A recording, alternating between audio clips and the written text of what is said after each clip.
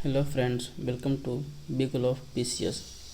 आज हम लोग बजट को पढ़ेंगे, ठीक है ना। जैसे कि आप लोग जानते हैं कि झारखंड का जो वित्त मंत्री हैं वे रामेश्वर उरांव हैं, जो देखिए यहाँ पर ये। हाँ, और हमारे जो मुख्यमंत्री हैं वो हेमंत सोरेन जी हैं। और बजट 3 मार्च को विधानसभा में पेश किया गया था, ठीक है ना। तो हम लोग आज इसको ठीक से पढ़ने का प्रयास करेंगे। यहाँ देखिए क्या लिखा है, प्रजा सुखे सुख राज्ञ प्रजाना तु हिते हितम नात्म प्रिय हित राज्ञ प्रजाना तु प्रिय हितम। इसका मतलब होता है कि प्रजा के सुख में राजा का सुख निहित है। प्रजा के हित में उसे अपना हित दिखना चाहिए। जो स्वयं को प्रिय लगे उसे उसमें राजा को हित नहीं, उसका हित तो प्रजा को लोकप्रिय यानी कि प्रजा को प्रिय लगे उसमें, ठीक ना। अब देखते हैं यहाँ पर कि क्या क्या बातें किया गया है। जैसे कि यूनिवर्सल पेंशन योजना जो चल रहा है, सीएम सपोर्ट योजना जो फिलहाल में लागू किया गया है, सब क्या है। आपकी सरकार आपके द्वारा जो कार्यक्रम चलाया जा रहा है इसके बारे में यहाँ बात किया गया। उससे यहाँ कुछ दिया नहीं है। हाँ देखिए यहाँ पर क्या दिया गया है कि राजस्व, ये तो हाँ, राजस्व व्यय कितना होने वाला है। राजस्व कितना होने वाला है 76,000। हाँ यहाँ पर क्या राजस्व व्यय जो होने वाला है वो 76,273 करोड़ रुपये होने वाला है। और पूंजीगत व्यय जो होने वाला है वो कितना होगा 24,827 करोड़ 70 लाख रुपये होने वाला है। यानी कि 24,827.70 करोड़ रुपये का ये पूंजीगत व्यय होगा इस बार 2022-2023 के लिए। और जो बजट और पूरा जो बजट होगा कितना 1,01,101 करोड़ रुपये का आपका पूरा बजट प्रस्तुत किया है। कौन? हमारे रामेश्वर उरांव फाइनेंस मिनिस्टर ने, ठीक। अब देखिए यहाँ पर यहाँ बोला गया है कि 2021-22 में जो विकास दर होने वाली है और कांस्टेंट प्राइस पर 8.8% होने का अनुमान बताया गया है। वहीं करंट प्राइस पर यह विकास दर कितना है 14.5% 2021-22 के लिए यह अनुमान था। और जो 2022-23 जो वित्तीय वर्ष 2022-23 है उसमें जो अनुमान किया गया है वो कांस्टेंट प्राइस पर किया गया है 6.15 और करंट प्राइस पर किया गया है 10.75% का अनुमान किया गया है, ठीक। अब देखते हैं अगला में कि कृषि के क्षेत्र में क्या क्या प्रावधान किए गए हैं बजट में। झारखंड कृषि अगर ऋण माफ़ी योजना चलाया जा रहा है, झारखंड कृषि ऋण माफ़ी योजना चलाया जा रहा है, जिसमें से 2,11,530 कृषकों को अब तक शामिल किया जा चुका है। और जिसमें से कितना पैसा उनके खाते में पैसा भेजा गया है 836 करोड़ रुपये जो है उन किसानों के खातों में पैसा भेजा गया है। अब देखिए यहाँ पर एग्री स्मार्ट ग्राम योजना के बारे में बात किया गया है। यह प्रथम चरण में कितने 100 गांव का चयन किया जाएगा और यह चयन स्थानीय विधायक की अनुशंसा पर किया जाएगा। स्थानीय जो विधायक होते हैं उनकी अनुशंसा के आधार पर 100 गाँवों का चयन किया जाएगा एग्री स्मार्ट ग्राम योजना के लिए। अब देखते हैं गोधन न्याय योजना। इसमें क्या है, गोधन न्याय योजना में बात किया गया है कि पशुपालकों और किसानों को जो आय बढ़ानी है, ठीक है ना। पशुपालकों और किसानों की आय बढ़ाने के लिए उचित मूल्य पर गोबर की खरीदारी की जाएगी। देखिए यहाँ पर उचित मूल्य पर गोबर की खरीदारी की जाएगी। इससे बायोगैस बनाने के साथ साथ जैविक खाद तैयार करने का क्या करेगा कार्य किया जाएगा। बायोगैस भी बनाया जाएगा और जैविक खाद तैयार भी किया जाएगा। अब देखते हैं क्या अगला है, 5,000 मीट्रिक टन क्षमता के मॉडल शीतगृह। देखिए 5,000 मीट्रिक टन क्षमता एक कोल्ड स्टोरेज बनाया जाएगा। 5,000 मीट्रिक टन क्षमता वाले एक कोल्ड स्टोरेज का भी निर्माण किया जाएगा 30 करोड़ रुपये का। और इसका जो खर्च होगा कितना होगा, खर्च के लिए 30 करोड़ रुपये का बजटीय उपबंध किया गया है। 30 करोड़ रुपये का बजट में इसका प्रावधान किया गया है। अब देखते हैं जल संसाधन से संबंधित क्या योजना लाया गया है।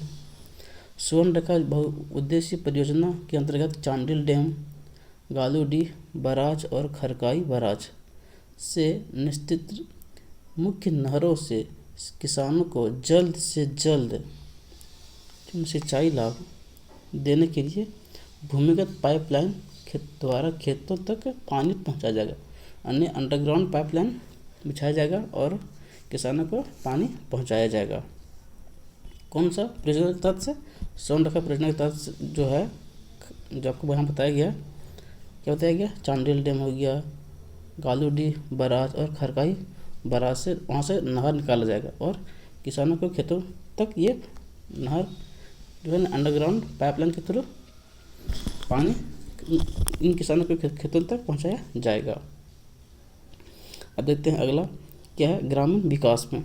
इसमें है कि प्रधानमंत्री आवास योजना के अंतर्गत 10,44,321 आवास का निर्माण कार्य पूरा हो चुका है, अब तक पूरा हो चुका है, ठीक है।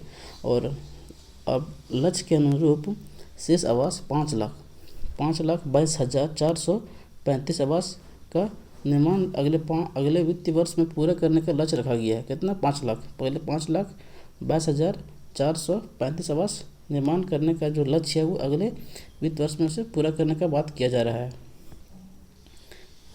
और इसमें जो बात किया गया है कि 1 लाख, देखिए आईएपी जिलों में प्रति आवास 1,30,000 सेंट्रल गवर्नमेंट जो देती है प्लस, और नॉन आईएपी जिलों में 1,20,000 रुपये सेंट्रल गवर्नमेंट उपलब्ध करवाती है, ठीक है। तो अब जो हमारी स्टेट गवर्नमेंट जो झारखंड सरकार है वो क्या बोल रही है कि ये जो पैसे मिल रहे हैं जिससे जो मकान बनती है, ठीक, वो बहुत ही छोटे छोटे होते हैं। क्या होते हैं? छोटे छोटे कमरे और किचन का निर्माण हो पाता है, ठीक ना। जिससे सरकार यह महसूस करती है कि इतने छोटे घरों में पूरा परिवार ठीक से नहीं रह पाता है। इसलिए राज्य सरकार द्वारा स्टेट फंड से एक अतिरिक्त कमरे के निर्माण के लिए 50,000 रुपये प्रति आवास की दर से उपलब्ध कराने की योजना बनाई गई है, ठीक ना। अब देखते हैं यहाँ पर सखी मंडल के बारे में बात किया गया है। सखी मंडल द्वारा जो उत्पादित वस्तु होगा उसको बिक्री करने के लिए बड़ी संख्या में प्लास रिटेल आउटलेट खोला जाएगा। क्या खोला जाएगा? प्लास रिटेल आउटलेट खोला जाएगा। वहीं पर सखी मंडल द्वारा जो उत्पादित वस्तु है उनको बेचा जाएगा। सभी आंगनबाड़ी केंद्रों में अब सभी जो आंगनबाड़ी जो केंद्र हैं वहाँ पर एक वाटर प्यूरीफायर दिया जाएगा। जल शोधक यंत्र यानी कि वाटर प्यूरीफायर उनको उपलब्ध कराया जाएगा। गणित एवं विज्ञान लैब का अधिष्ठान स्थापित किया जाएगा। इसमें डिजिटल शिक्षा के साथ साथ शिक्षकों को 42,000 टैब भी उपलब्ध कराया जाएगा। ये आपको ध्यान रखना है कि 42,000 टैब शिक्षकों को उपलब्ध कराया जाएगा ताकि डिजिटल एजुकेशन को बढ़ावा मिल सके।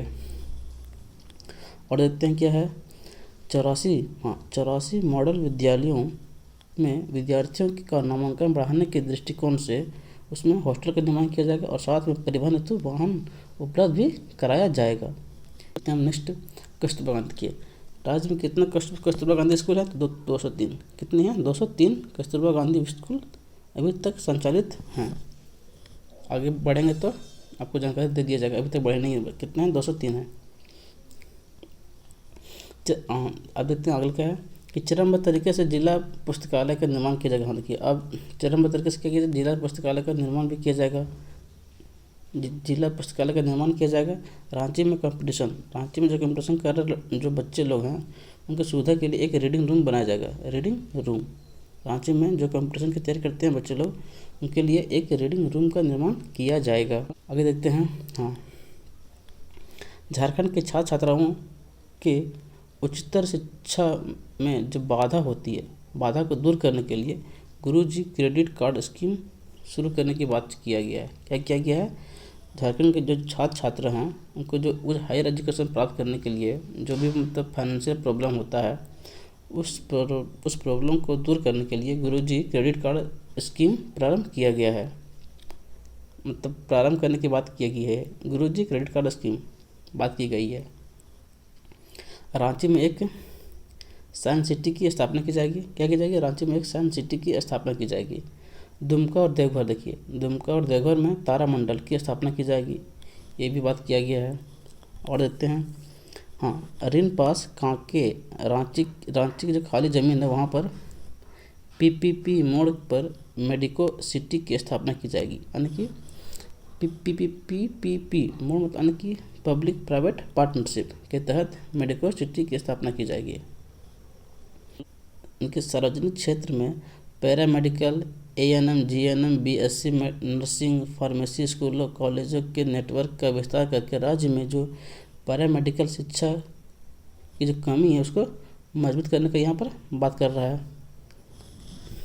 अगला क्या है? हाँ, सुदूर ग्रामीण क्षेत्रों में रहने वाले लोगों को चिकित्सा सुविधा प्रदान करने के लिए, देखिए सुदूर ग्रामीण क्षेत्रों में रहने वाले लोगों को चिकित्सा सुविधा प्रदान करने के लिए हाट बाजार में मोबाइल क्लिनिक, क्या बोला, मोबाइल क्लिनिक के माध्यम से प्राथमिक सेवाएं उपलब्ध कराया जाएगा। मोबाइल क्लिनिक के माध्यम से प्राथमिक सेवाएं उपलब्ध करवाया जाएगा, एक नया कॉन्सेप्ट है। इसी तरह से यहाँ पर जो पीवीटी ग्रुप के जो व्यक्ति होते हैं, जो परिवार हैं, उनको बेहतर स्वास्थ्य सुविधाएं प्रदान करने के लिए बाइक एम्बुलेंस, कौन सा एम्बुलेंस, बाइक एम्बुलेंस इनको दिया जाएगा। बाइक एम्बुलेंस सेवाएं आरंभ करना है इस बार। फिर देखते हैं क्या दिया अगला बार। अगला क्या है? सरकार 2024 तक सभी लोगों के घरों में नल से शुद्ध पेयजल उपलब्ध कराने के लिए प्रतिबद्ध है। 2024 तक आप तैयार रहिए कि 2024 तक घर में आपका नल लग जाएगा और आपको शुद्ध जल की प्राप्ति होना शुरू हो जाएगी। नल से जल आपको मिलना शुरू हो जाएगा। साहेबगंज हो गया, गोड्डा, दुमका और पाकुड़ जिलों में गंगा नदी से जल के द्वारा शुद्ध पेयजल उपलब्ध कराने का कार्य प्रारंभ कर दिया गया है। साहेबगंज, गोड्डा, दुमका, पाकुड़ में गंगा नदी से जल की प्राप्ति करके उनको शुद्ध जल उपलब्ध करवाया जा रहा है। क्या बोला है? झारखंड राज्य खाद्य सुरक्षा योजना के तहत लाभुकों का अधिकतम लक्ष्य कितना है? 15 लाख से बढ़ाकर 20 लाख किए जाने का प्रस्ताव है और इसमें 5 लाख नए परिवारों का भी जुड़ सकेगा। 5 लाख नए परिवार इस योजना से जुड़ सकेंगे खाद्य सुरक्षा योजना के तहत से। ठीक है, इसमें क्या है कि हाँ, अगला राज्य में कुपोषण की समस्या को दूर करने के उद्देश्य से दाल वितरण, हाँ देखिए यहाँ पर जो कुपोषण की जो समस्या है उसको दूर करने के लिए दाल वितरण योजना प्रारंभ करने का प्रस्ताव लाया गया है। इसमें आपको प्रति माह 1 किलो दाल देगा, वो भी 1 रुपये की दर से। प्रति माह 1 किलो दाल 1 रुपये दर से आपको मिलेगा। स्थानीय, हाँ और देखते हैं श्रम नियोजन प्रशिक्षण एवं कौशल विकास में क्या सरकार ने प्रस्तावना लाई है।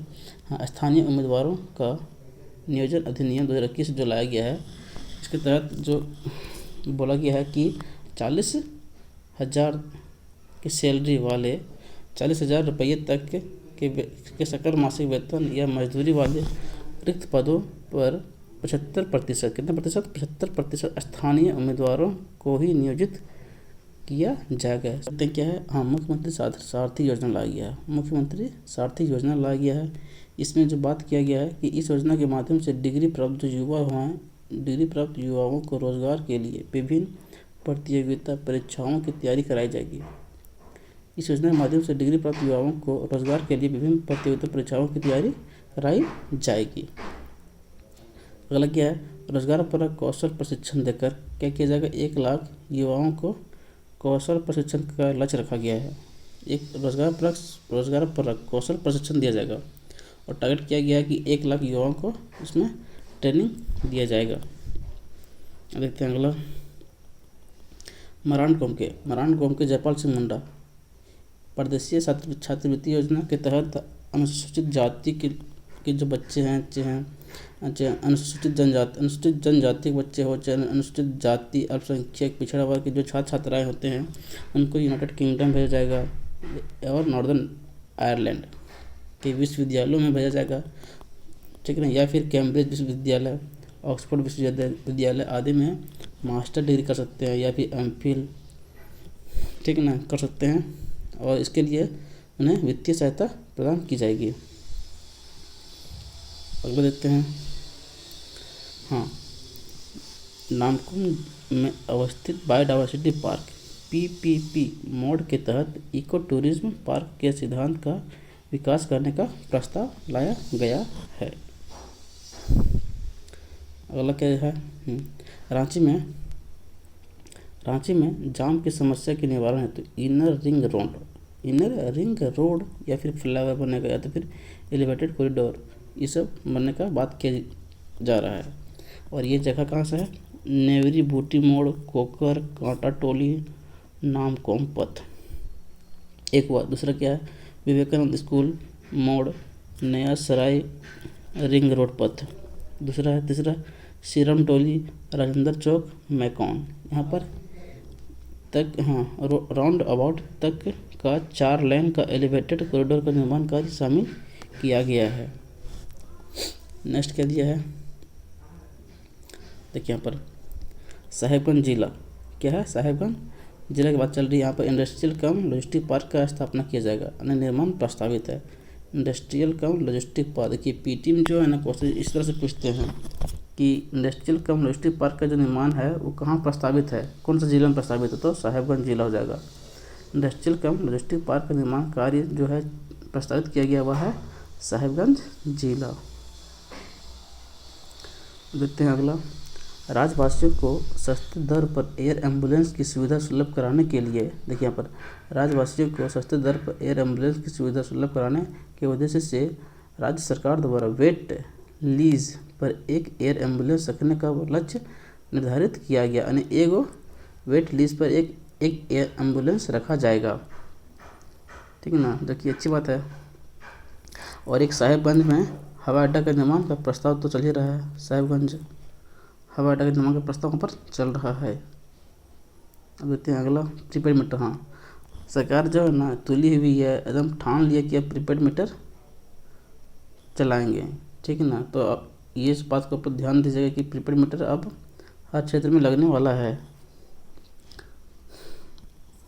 और क्या है, गरीब और किसानों पर बिजली बिल का बोझ कम करने के लिए, ठीक है ना, क्या किया सरकार ने कि 100 रुपये 100 यूनिट क्या मासिक और महीने का 100 यूनिट आपको फ्री में देगी, 100 यूनिट बिजली मुफ्त दिए जाने का प्रस्ताव लाया गया है। देखिए देवघर और धनबाद में प्रेस क्लब निर्माणाधीन, यानी कि वहाँ पर देवघर और धनबाद, ध्यान रखिए देवघर और धनबाद में प्रेस क्लब बन रहे हैं। जिस तरह से रांची में बना है उस तरह से धनबाद में भी और देवघर में भी एक प्रेस क्लब बन रहा है।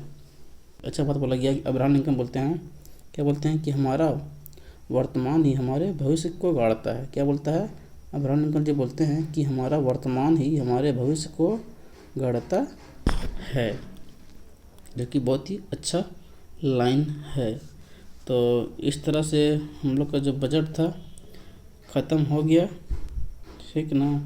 और इसमें से जो भी मैंने आपको बताया है अंडरलाइन करके, वो बहुत ही इम्पोर्टेंट और एग्ज़ाम में सीधे तौर से पूछे जा सकते हैं। तो आप लोग इसे ध्यान से पढ़िए, 1 बार 2 बार 3 बार जितना बार हो सके ठीक से नोट्स बनाइए।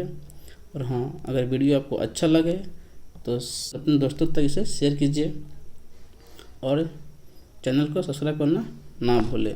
धन्यवाद।